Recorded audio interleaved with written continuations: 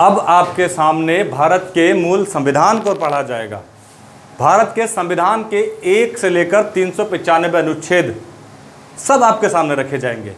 और आज हम बात करेंगे संविधान, जो मूल संविधान है उसके पहले भाग की।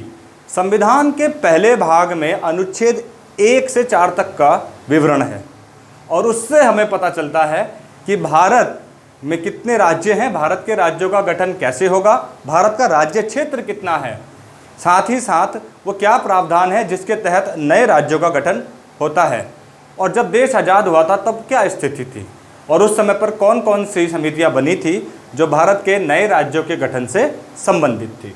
तो आज हम शुरू करने जा रहे हैं भाग 1, अनुच्छेद 1 से लेकर के 4 तक। सबसे पहले हम पढ़ते हैं अनुच्छेद 1 को। भारत के संविधान का पहला अनुच्छेद क्या कह रहा है और क्या इसका मतलब है पेपर से। देखिए, संविधान में स्पष्ट तौर पर लिखा है भारत या इंडिया राज्यों का एक संघ होगा, जो साफ साफ बता रहा है संविधान में भारत को भारत या इंडिया कहा गया है। एक तो ये जान लीजिए। आपके सामने क्वेश्चन आ सकता है कि भारत के संविधान में भारत को किस नाम से लिखित किया गया है, लिखा गया है। तो हिंदुस्तान या आर्यव्रत नाम नहीं है, या तो भारत है या इंडिया, ये 2 नाम याद रखिएगा। और ये जो खास है, जो ज़बरदस्त है, जो एग्ज़ाम के लिए महत्वपूर्ण है, संविधान ने भारत को राज्यों का संघ कहा है। इससे क्या मतलब है? इसका मतलब है भारत की एकता और अखंडता से, कि भारत के संघ से राज्य अलग नहीं हैं, उन्हीं राज्यों से निर्मित एक संघ है भारत। अब इसका मतलब ये भी नहीं है कि राज्यों ने मिलकर भारत को बनाया। इस कॉन्सेप्ट को आप समझिएगा ज़रा। जब शक्तियों का वितरण होता है तो राज्य के पास भी अधिकार है टैक्स वसूलने का, लेकिन उन्हीं राज्यों में कुछ इस तरह के कर भी हैं जो केंद्र को जाते हैं। मतलब सीधे सी बात यह है कि ये सारे राज्य भारत का अभिन्न हिस्सा हैं। एकता और अखंडता बनी है और इन्हीं सारे राज्यों की एकता से बना है भारत। इसीलिए एक यूनियन है भारत इन राज्यों की। किसी को भी, किसी भी राज्यों को भारत से अलग होने की अनुमति नहीं है। सारे राज्यों की एक यूनिटी है, एक संघ है, वो है भारत। समझ में आया ना? अगर आप इस प्रोविज़न को देखेंगे, भारत में एकल नागरिकता है, यानी कि भारत का नागरिक चाहे वो किसी भी राज्य में रहता हो, इंडियन कहलाएगा, उस राज्य का नागरिक नहीं कहलाएगा लिखित रूप में। अगर आप देखेंगे अमेरिका के नक्शे को, ध्यान से देखिएगा। मैं अमेरिका का नक्शा आपके सामने क्यों रख रहा हूँ? क्योंकि ये राज्यों का संघ नहीं है। ध्यान से देखिएगा, एक्चुअल में इसके इस रीजन पर ब्रिटेन का हुकूमत था। ये जो राज्य दिख रहे हैं, अमेरिका में कुल 50 राज्य हैं और वो 50 राज्य मिलकर के अमेरिका को बना रहे हैं। इसीलिए अमेरिका के राज्यों के पास अपने विशेष अधिकार हैं। वो चाहे तो अमेरिका से अलग होकर नया देश बना सकते हैं। जहाँ पर देखा जाए, राज्य इसी शर्त पर इसमें सम्मिलित हुए थे। देखिए, अमेरिका में इस पूरे अमेरिका के लोगों के लिए एक अलग नागरिकता है और प्रत्येक राज्य के नागरिकों ने अपने नागरिकों को अलग से नागरिकता दे रखी है, दोहरी नागरिकता। ये राज्य एक प्रस्ताव के तहत अमेरिका में सम्मिलित हुए थे। देखिएगा, तो जब अमेरिका बना था तो इतना रीजन ब्रिटेन के पास था, इतना रीजन स्पेन के पास, इतना रीजन फ्रांस के पास। तो अलग अलग क्षेत्र पर अलग अलग उपनिवेशिक शासन चला करते थे। जब इन सब से आज़ादी मिली तो सब ने मिलकर के अपना अलग देश बना दिया। इस तरह से हर राज्य ने ये स्पेन के अधीन राज्यों ने अपने लिए अलग डिमांड रखी, इन लोगों ने अलग। तो एक समझौते के तहत सारे राज्यों ने अपने पावर्स को अपने पास रखा और केंद्र को अलग पावर रख दी, तब जाकर के ये इस तरह का देश बना। मगर भारत में ऐसी स्थिति नहीं है। भारत ने ये दिखाया कि हम पहले से ही एकता में थे, हम पर अलग अलग उपनिवेश नहीं थे, या हमने कोई डीलिंग करके एक भारत नहीं बनाया। हम यूनाइट थे, यूनाइट होकर के ही हमने देश बनाया है। सिर्फ शक्तियों के विभाजन के लिए और बेहतर संचालन के लिए हमने कुछ कर राज्यों को अलग से उगाही के लिए दे रखे हैं और विशिष्ट या अवशिष्ट शक्तियां केंद्र ने अपने पास रखी हैं इनके निर्णय को लेकर के। लेकिन भारत में नए राज्यों का प्रवेश होगा या नहीं होगा? क्या भारत के भूभाग से कुछ क्षेत्र हम विदेशी देश ताकतों को दे सकते हैं, या भारत के भूभाग में कुछ कमी की जा सकती है? एक सवाल बनता है।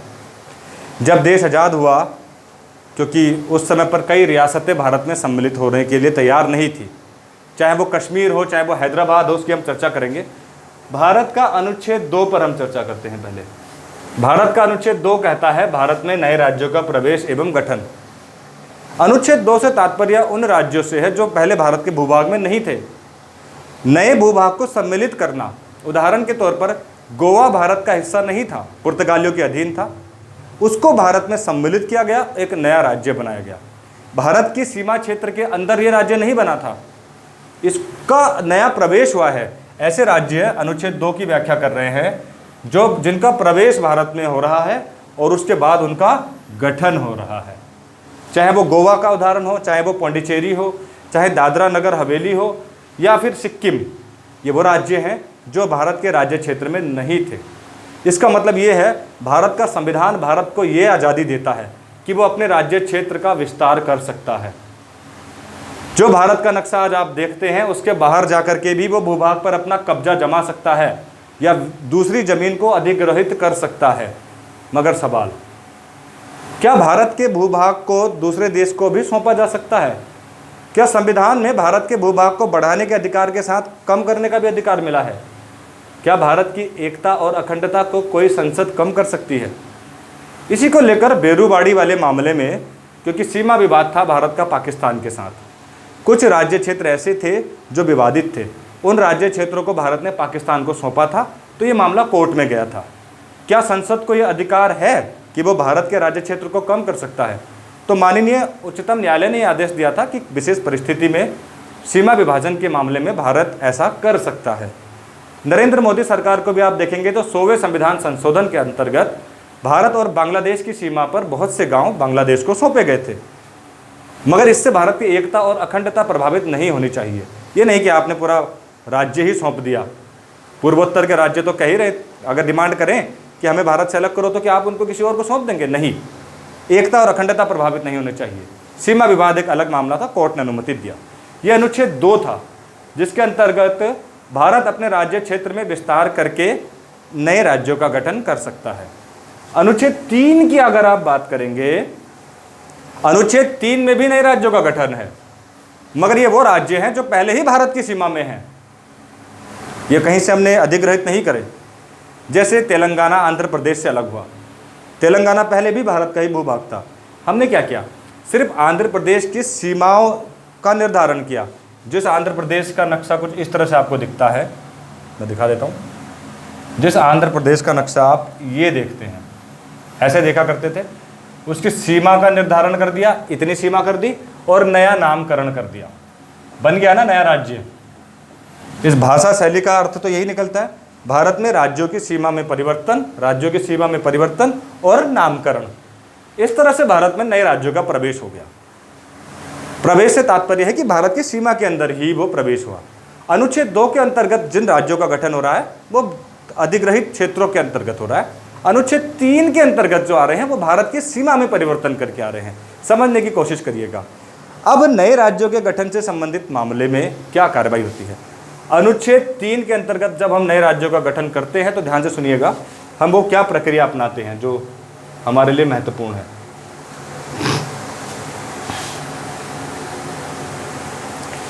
अगर आपको नए राज्यों का गठन करना है तो संसद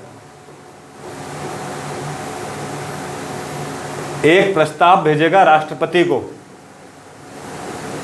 सोचिए, हमने तेलंगाना का गठन करना है, आंध्र प्रदेश के अंतर्गत हिस्सा आता है तेलंगाना का। केंद्र सरकार आंध्र प्रदेश से तेलंगाना एक अलग राज्य का गठन करती है।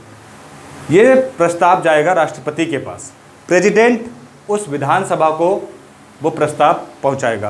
राष्ट्रपति ने दिया विधानसभा को, चलिए आंध्र प्रदेश की विधानसभा में वो चला गया, उस पर चर्चा होगी और विधानसभा ये देखेगी कि क्या उनको ज़रूरत है नए राज्य की। ध्यान से सुनिए, तो विधानसभा को ये अधिकार है, उस पर वो चर्चा करेगी, विचार विमर्श करेगी और अपनी राय राष्ट्रपति को सौंपेगी। अगर विधानसभा कहती है कि ठीक है आप नए राज्य का गठन करिए, तो प्रेसिडेंट गठन करेगा। अगर विधानसभा उस पर एकमत नहीं होती है, मना कर देती है कि आंध्र प्रदेश से किसी भी नए राज्य का गठन नहीं होगा, तब भी राष्ट्रपति के लिए उनकी मांग मानना बाध्य नहीं है। प्रेसिडेंट उसके बावजूद उस प्रस्ताव को केंद्र को वापस सौंप सकता है। ध्यान से सुनिएगा, सबसे पहले क्या होगा, संसद से एक प्रस्ताव पारित होगा जो प्रेसिडेंट के पास जाएगा। प्रेसिडेंट विचार जानने के लिए उसको विधानसभा में पहुंचाएगा। अब उसके बाद वो बिल फिर से राष्ट्रपति के पास आएगा और राष्ट्रपति विधानसभा की बात मानने के लिए बाध्य नहीं है। उसको लगता है कि नए राज्य का गठन जरूरी है तो वो वही वापस संसद को पहुंचाएगा और संसद साधारण विधि के माध्यम से इसे नए राज्य का गठन कर देगी। ये वो प्रक्रिया है जिसके तहत अनुच्छेद 3 के अंतर्गत आप नए राज्यों का गठन कर सकते हैं। अनुच्छेद 2 के अंतर्गत क्योंकि आपका भूभाग बढ़ेगा, आपका क्षेत्र बढ़ेगा, वहाँ कहीं ना कहीं थोड़े बहुत संविधान संशोधन की आवश्यकता पड़ेगी, ठीक। लेकिन ये जो प्रक्रिया है, जब देश आज़ाद हुआ तो कुल 17 हमारे पास राज्य हुआ करते थे। उस दौर में 17 राज्य लगभग थे ब्रिटिश सत्ता के अधीन, और बहुत से ऐसे हमारे पास रजवाड़ों के क्षेत्र थे, देसी रियासतों के, छोटी छोटी रियासतों के, जो धीरे धीरे भारत में सम्मिलित हो रहे थे। प्रॉपर वे में नए राज्यों का गठन, जो आज हम देखते हैं 29 राज्य, उस समय स्थिति ऐसी नहीं थी जब देश आज़ाद हुआ। इन नए राज्यों को लेकर के क्या प्रक्रिया थी देखिए। जब देश आज़ाद हुआ तो स्थिति ऐसी थी, ध्यान से देखिएगा। ब्रिटिश इंडिया के ये क्षेत्र थे जो 17 राज्यों में आते थे। यूनाइटेड प्रोविंस जो आज का यूपी है, जो नीले कलर में आपको दिख रहे हैं, यह रजवाड़ों का इलाका हुआ करता था। देशी रियासतें जो भारत में सम्मिलित तो हो गई थी मगर लोकतंत्र को मानने में संकोच था। 1947 में भारत का नक्शा कुछ ऐसा था, ध्यान से देखिएगा।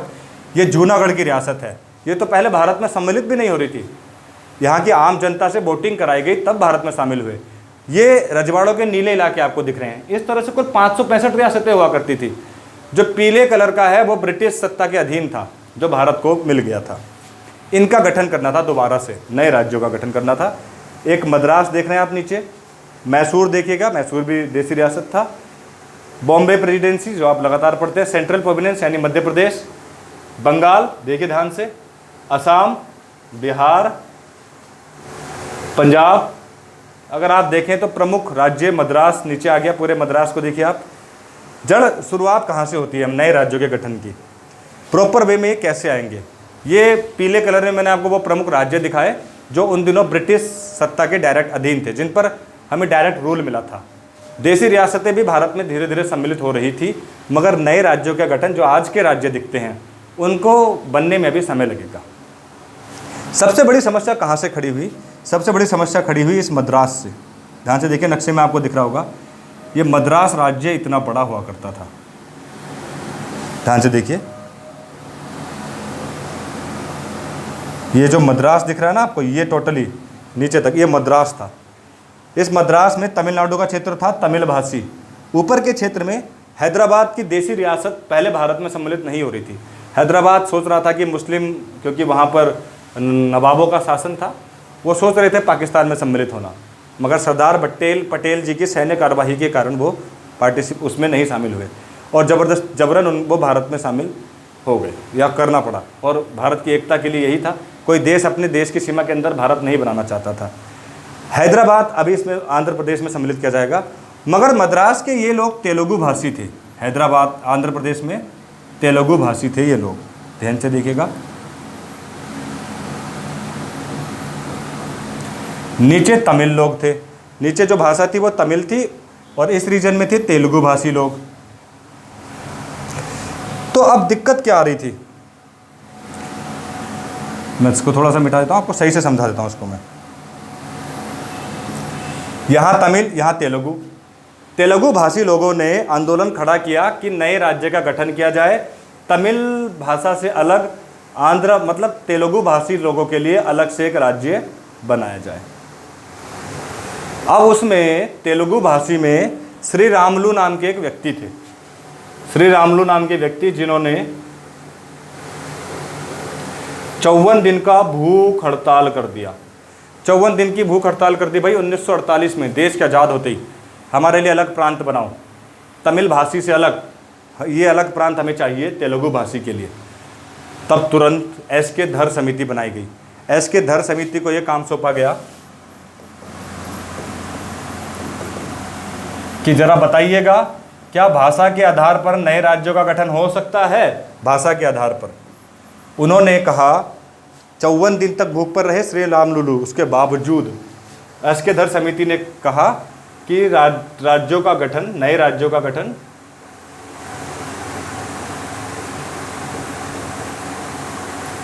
भाषा के आधार पर नहीं होगा।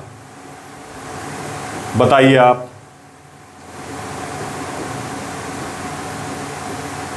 बताइए आप।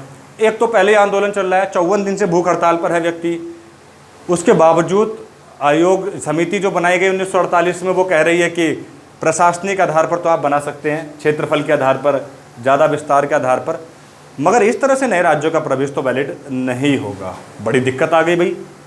उसके बाद एक और समिति बनी, JVM समिति, जवाहरलाल नेहरू, वल्लभ भाई पटेल और मुंशी के मुंशी, इनको भी ये काम सौंपा गया है कि आप भी देखिएगा क्या, मतलब खुद प्रधानमंत्री के अंदर में ये समिति बनी।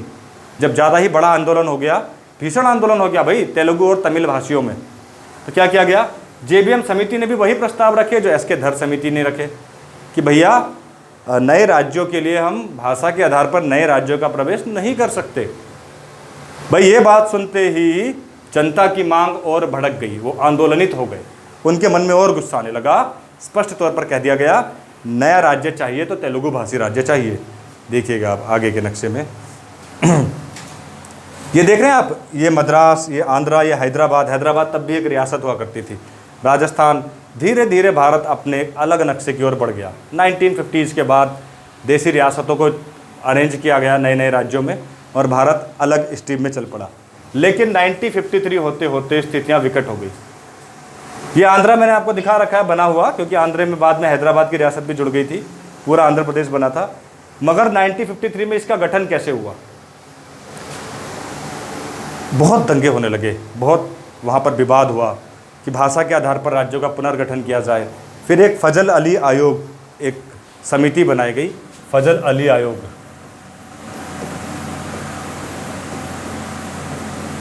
और इस समिति ने क्या किया, इस समिति ने इस समस्या का समाधान किया और कहा कि भाषा के आधार पर नए राज्यों का पुनर्गठन हो सकता है। उसी का प्रतिफल था कि आंध्र प्रदेश के लोग जो आंदोलन कर रहे थे नए राज्य के लिए, वो कामयाब हुए और भारत का एक नया राज्य बन गया, पहला राज्य बना। आज़ादी के बाद अगर आपसे पूछे पहला राज्य कौन सा बना, तो आंध्र प्रदेश। देसी रियासतों को देखिए आप, धीरे धीरे एडजस्ट कर लिया गया। अभी भी कुछ आपको दिख रहा होगा, पटियाला, ईस्ट पंजाब, इस नाम से कुछ देसी रियासतें दिख रही हैं, मैसूर, हैदराबाद, जो आज भारत के मानचित्र में नहीं दिखती, ये जूनागढ़ का इलाका। बाकी आपको भारत धीरे धीरे यूनाइटेड प्रोविंस तो दिख रहा होगा, उत्तर प्रदेश तो बन गया, तैयार हो गया। कुछ देसी रियासतें 90s 50s में भी आपको दिख रही है। देखिए ये 1949 का भारत है, जो पिछला दिखाया था 1947 का था। थोड़ी बहुत स्थितियाँ बदल गई हैं और उसके बाद नया राज्य बना 1953 आते आते आंध्रा।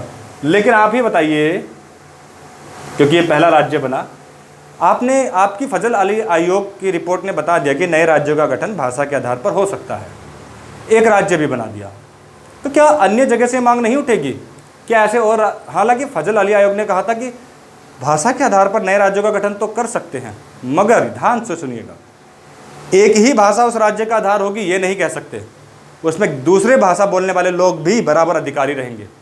हम किसी भी राज्य को ये कानून बनाने का अधिकार नहीं देंगे कि आपका गठन अगर भाषा के आधार पर हुआ है तो आप अपनी भाषा वाले लोगों के लिए अलग से कानून बनाएं। आपके क्षेत्र में दूसरे गैर भाषी लोग भी रह सकते हैं। यानी कि भारत की एकता और अखंडता को बिल्कुल भी प्रभावित नहीं किया जाएगा।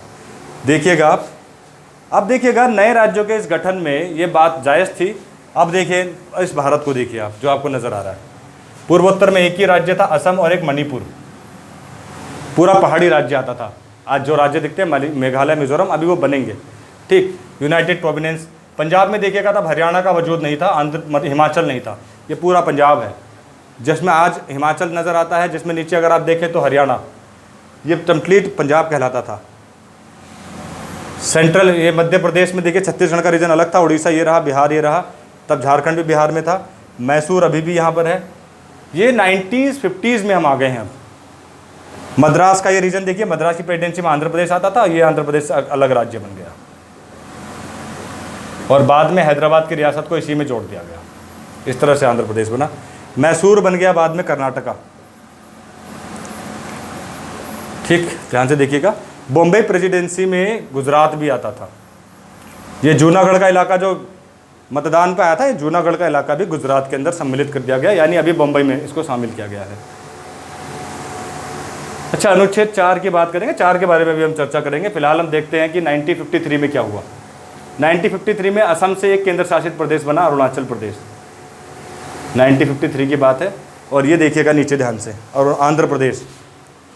इसमें आधुनिक भारत का नक्शा दिखा रखा है, मगर ये रीजन टोटली क्या बन गया, एक नया राज्य बन गया। तेलुगु भाषियों की जीत हुई 1953 में, एक नए राज्य का गठन। ध्यान से देखिएगा, अदर भारत को मैंने नहीं लिया, उधर देखिए आप ध्यान से, अरुणाचल प्रदेश बन गया। वेस्ट बंगाल तो भारत का राज्य था ही था। 1956 में ध्यान से देखिएगा, त्रिपुरा केंद्र शासित प्रदेश बना, भारत का राज्य नहीं बना, केंद्र शासित प्रदेश बन गया एक, ठीक। बाद में राज्य बन गया था कुछ समय बाद। और एक और केंद्र शासित प्रदेश आप ध्यान से देखिएगा, ये हिमाचल प्रदेश 1956 में भारत का एक केंद्र शासित प्रदेश बना। हालांकि ये राज्य बनेगा बाद में, 1972 में जाकर के ये एक राज्य बनता है, लेकिन 1956 में अभी तक ये पंजाब का हिस्सा था, केंद्र शासित प्रदेश इसको बना दिया गया। नीचे देखेंगे तो कर्नाटका, जिसका मैंने जिक्र किया था पिछली वीडियो में, मैसूर प्रांत, वो बन गया कर्नाटका। मद्रास प्रेसिडेंसी से केरल अलग हो गया, यानी कि केरल एक अलग राज्य बन गया। ये भूमि पहले त्रावणकोर के नाम से जानी जाती थी। तो ये देखिएगा, भारत का नक्शा धीरे धीरे मैं आपको बताता जा रहा हूँ किस तरह से बनने लगा। नए राज्यों में एक और बड़ा राज्य अब बनेगा। जिस राज्य की हम बात कर रहे हैं वो है मुंबई प्रेसिडेंसी। ये पूरा क्षेत्र अभी हमने चर्चा की थी, ये मुंबई प्रेसिडेंसी के अंतर्गत था। नीचे मैसूर था, वो कर्नाटक बन गया। पूरा राज्य एक ही हुआ करता था, बम्बई प्रेसिडेंसी। भाषा के आधार पर जब अब आप राज्यों का गठन कर रहे हैं तो यहाँ पर रहते हैं मराठी लोग, और यहाँ पर बोलते हैं गुजराती। मैं आपको जरा दिखा देता हूँ, गुजराती भाषा वाले लोग। अब गुजराती भाषी लोगों ने भी भैया वही मांग खड़ी कर दी। जब तेलुगु भाषी लोगों के लिए आपने आंध्र प्रदेश के नाम से अलग राज्य का गठन कर दिया, तो हमारे भी राज्य का गठन करिए। तो 1960 आते आते एक और राज्य भारत ने बना, जिसका नाम था गुजरात, और ये भी भाषा के आधार पर ही निर्मित हुआ। गुजराती भाषी क्षेत्र के लोगों ने नए राज्य की मांग की, तो गुजरात और मराठे दो नए राज्य भारत में और निर्मित हो गए। देखते जाइए आप किस तरह से भारत में ये कार्य चला। पहाड़ी राज्य असम, तब असम की देखिए आप, एक मणिपुर केंद्र शासित प्रदेश था यहाँ पर। टोटल असम में देखा जाए अरुणाचल भी उसी का हिस्सा है, केंद्र शासित प्रदेश के तौर पर है, अलग हिस्सा नहीं है। केंद्र शासित प्रदेश मणिपुर अलग है।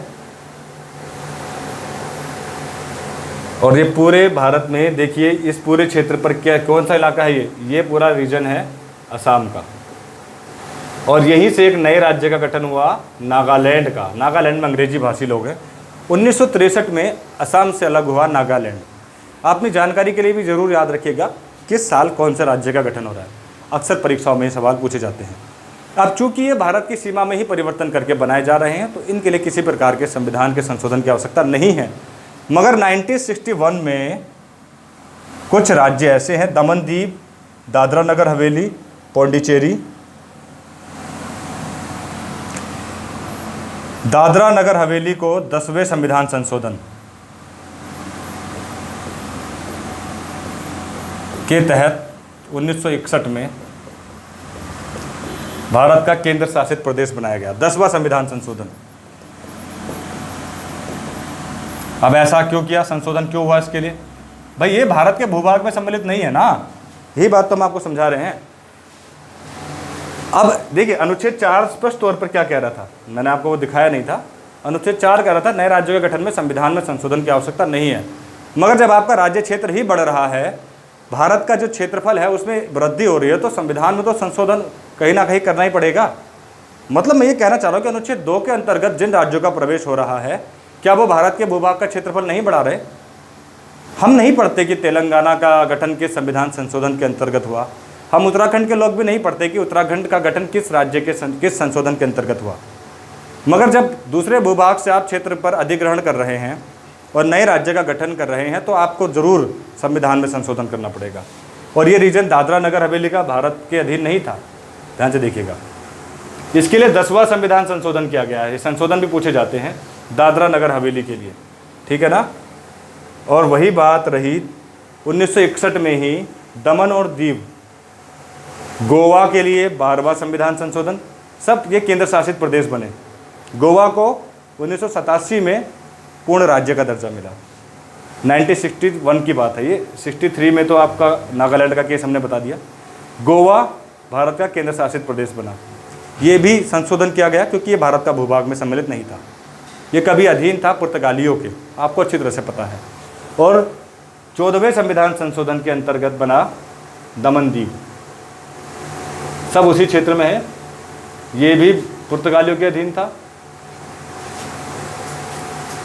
संशोधन 14वां, इसके अंतर्गत दमन दीव भारत का केंद्र शासित प्रदेश बना। ये संविधान संशोधन इसलिए किए जा रहे हैं क्योंकि ये भारत के भूभाग का हिस्सा नहीं थे। दमन दीव पुर्तगालियों के अधीन था, गोवा भी। इसीलिए जब इन राज्यों का हमने गठन किया तो भारत के संविधान में संशोधन किया। वो राज्य जो पहले ही भारत की सीमा में थे, चाहे तेलंगाना, उत्तराखंड, उनके लिए संविधान में संशोधन की आवश्यकता नहीं थी, आप समझ रहे होंगे। इसी तरह से पौंडीचेरी के लिए भी संविधान में संशोधन किया गया और पौंडीचेरी को भी भारत के भूभाग में सम्मिलित किया गया एक केंद्र शासित प्रदेश के तौर पर। ठीक, नए राज्यों के इस गठन में जिस पंजाब की हम बात कर रहे थे वहीं से अलग हुआ हिमाचल 1966 आते आते। हरियाणा, क्योंकि हरियाणा की और पंजाब की भाषा में डिफरेंस था, जाटों का इलाका, उन्होंने भी अपने लिए नए राज्य की मांग की और एक नए राज्य का गठन हो गया 1966 में। 1972 में मेघालय नाम से एक और नया राज्य पूर्वोत्तर में बन गया। देखिए मेघालय, यहाँ पर एक राज्य का और निर्माण हुआ था, अरुणाचल तो पहले ही बन गया था। मेघालय और त्रिपुरा, क्योंकि पहले केंद्र शासित प्रदेश था, त्रिपुरा को राज्य बना दिया गया फिर 1972 में। कुल मिलाकर ये राज्य का गठन हुआ 1972 में। 1975 और 19 ये भारत में सम्मिलित हुआ 1975 में, लेकिन 1976 में 36वें संविधान संशोधन से सिक्किम को भारत का राज्य घोषित किया गया। ये पहले देखिए, ये भी अधिग्रहित है। संशोधन से तात्पर्य ही ये है कि ये भारत के भूभाग में सम्मिलित नहीं था, बाद में सम्मिलित किया गया। सिक्किम तिब्बत की रीजन से सटा हुआ था, उस वजह से इसको सम्मिलित किया गया। 1975 में ये भारत के भूभाग में सम्मिलित हुआ और 1976 में 36वें संविधान संशोधन के अंतर्गत इसे भारत का राज्य बनाया गया। ये भारत का सबसे छोटा राज्य है आज भी जनसंख्या के मामले में। 1987 में 2 राज्य बने थे, अरुणाचल और गोवा, ये दोनों केंद्र शासित थे और इनको बना दिया गया, इसको कट करिए भी, अरुणाचल को 1987 में और गोवा को भी 1987 में भारत का राज्य घोषित कर दिया गया। अभी तक केंद्र शासित प्रदेश नज़र आ रहे थे, अब ये आपको राज्य नज़र आएंगे। सन 2000 इसमें उत्तराखंड बना, छत्तीसगढ़ बना और एक बना झारखंड। 9 नवंबर 2000 को बना उत्तराखंड, 6 नवंबर 2000 को बना झारखंड और छत्तीसगढ़ बना 15 नवंबर 2000 को। इस तरह से 3 नए राज्यों का गठन 2000 में हुआ और 2014 में सबसे नवीन राज्य है भारत का तेलंगाना। उसके बाद जम्मू कश्मीर से लद्दाख नाम से एक अलग केंद्र शासित प्रदेश बना, 2 नए केंद्र शासित प्रदेश बने और इस तरह से भारत के अंदर ये कुछ नक्शा नज़र आने लगा। हालांकि इसमें लाइट का रखा है अंदर मध्य प्रदेश छत्तीसगढ़ को, उस पर गौर मत करिएगा, आज का ये भारत है। इस तरह से हुआ आज के भारत का निर्माण, सिलसिलेवार नए नए राज्यों का गठन, प्राचीन परिस्थितियाँ और नए भारत का निर्माण। अगले अध्याय में हम बात करने वाले हैं संविधान के भाग 2 की, जिसके अंतर्गत इस भूभाग में रहने वाले लोगों के लिए क्या क्या प्रावधान है नागरिकता के, वो कौन कौन से लोग हैं जो यहाँ पर रहने के अधिकारी हैं या उनकी नागरिकता से संबंधित कानून। भारत के लोगों के लिए कौन कौन लोग भारत के नागरिक होंगे पहले ये तय किया जाएगा, उसके बाद उनके क्या अधिकार होंगे, क्या कर्तव्य होंगे, उस पर चर्चा होगी। तो फिलहाल आपको ये वीडियो कैसा लगा, संविधान का भाग 1 कैसा लगा, आप हमें अवश्य बताइएगा और आपसे रिक्वेस्ट है कमेंट बॉक्स में ज़रूर लिखिएगा और तैयार रहिएगा हमारी अगली वीडियो के लिए। धन्यवाद मित्रों।